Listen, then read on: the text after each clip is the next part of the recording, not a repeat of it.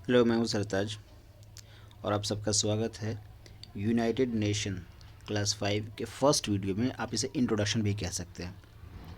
पिछली वीडियो में हमने देखा था कि स्ट्रगल टुवर्ड्स फ्रीडम, और उसके बाद में हमने देखा था कि वर्ल्ड वॉर के बारे में थोड़ा बहुत हमने जाना था। जब इंडिया आज़ाद हुआ उसी के दौरान 1945 के दौरान ही वर्ल्ड वॉर भी चल रहा था। वर्ल्ड वॉर, और ये किसके बीच में हो रहा था? ये असल में दो पॉपुलर पार्टीज थी, यूएसए एंड यूएसएसआर, है ना, इनके बीच में। हालांकि कंट्रीज तो बहुत थी, लेकिन कुछ इसके तरफ से थी और कुछ इसके तरफ से, और ये दोनों आपस में लड़ाई झगड़ा कर रहे थे। और हुआ ऐसा कि ये लड़ाई झगड़े में रिज़ल्ट कुछ भी नहीं मिला, यानी ना ही इसको फ़ायदा हुआ और ना ही इसको फ़ायदा हुआ। लेकिन फ़ायदा तो छोड़िए, नुकसान दोनों का हुआ। इसमें लाखों लोग, बूढ़े, बच्चे, मर्द, औरत, सब यहाँ पे मारे गए।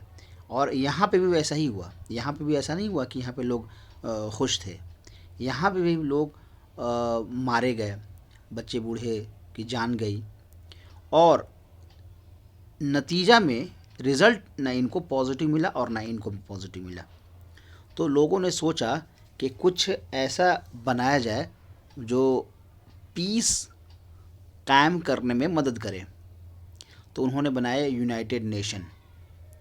हालांकि यूनाइटेड नेशन से भी पहले एक ऑर्गेनाइजेशन बनाया गया था, लेकिन वो सक्सेसफुल नहीं रहा था। तो यूनाइटेड नेशन बनाया गया। यूनाइटेड नेशन का मकसद था पीस। इसका मकसद क्या था? पीस, शांति। क्योंकि वर्ल्ड वॉर में इतनी सारी जानें गई थी कि एकदम हर तरफ मतलब खून खराबा होता था, और कंट्री मजबूर थी, या तो आप यूएसए की तरफ से रहें या यूएसएसआर की तरफ से रहें। तो बहुत जाने गई और बहुत सारे पैसे बर्बाद हुए। तो लोगों ने, एक है यूएसए का उस वक्त एक प्रेसिडेंट हुआ करते थे जिनका नाम था रूजवेल्ट, फ्रैंकलिन डी रूजवेल्ट। उन्होंने सबसे पहले ये वर्ड इस्तेमाल किया, यूनाइटेड नेशन।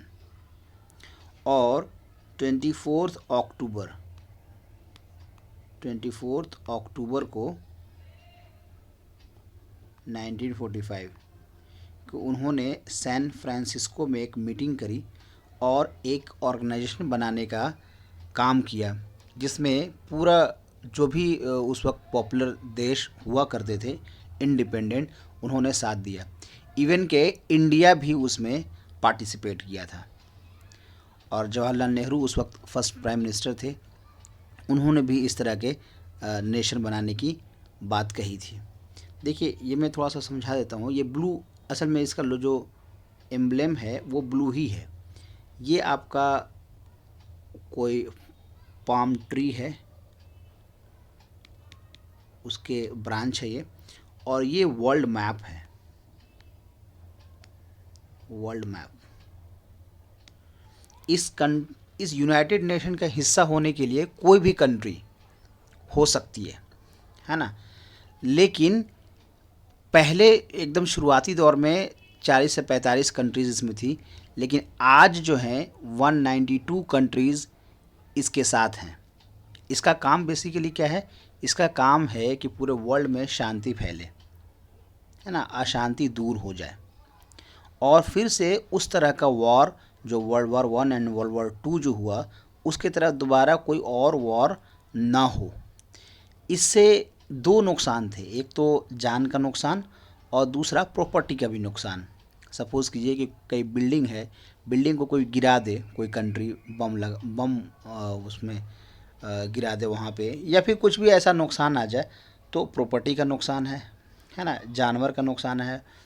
उसी तरह से इन्वायरमेंट का भी नुकसान है, और हर तरफ से अशांति फैली हुई रहेगी। कोई चैन से न सो पाएगा, है ना। किसी का अगर बेटा मर जाए, किसी की माँ मर जाए, तो फिर कैसे वो ज़िंदा रहेगा? तो हर तरफ बेचैनी रहेगी। तो उसको ख़त्म करने के लिए यूनाइटेड नेशन बनाया गया था और ये यूनाइटेड नेशन सक्सेसफुली अभी भी वर्क कर रहा है। पहले उसमें बहुत ही कम मेंबर थे, 40-45 ही मेंबर थे, लेकिन अभी के दौर में 192 या 193 के अराउंड मेंबर्स हो गए हैं। कुछ मेंबर्स परमानेंट हैं और कुछ मेंबर्स का इलेक्शन होता है। तो जिस तरह से अभी हमने पढ़ा है गवर्निंग आवर सेल्स में कि हमारे यहाँ पार्लियामेंट है और पार्लियामेंट में 2 हाउसेस हैं, उसी तरह से यूएन में भी कई सारे ब्रांच, कई सारे उसके ऑर्गेनाइजेशन का वो है क्या उसे पार्ट्स बोलेंगे, ठीक है, ब्रांच बोलेंगे, और अलग अलग हर ब्रांच का काम अलग अलग है, ठीक है। तो वो हम लोग पढ़ेंगे नेक्स्ट वीडियो में। ये आपका बेसिकली इंट्रोडक्शन था, ठीक है। मिलते हैं हम लोग नेक्स्ट वीडियो में, तब तक के लिए थैंक यू।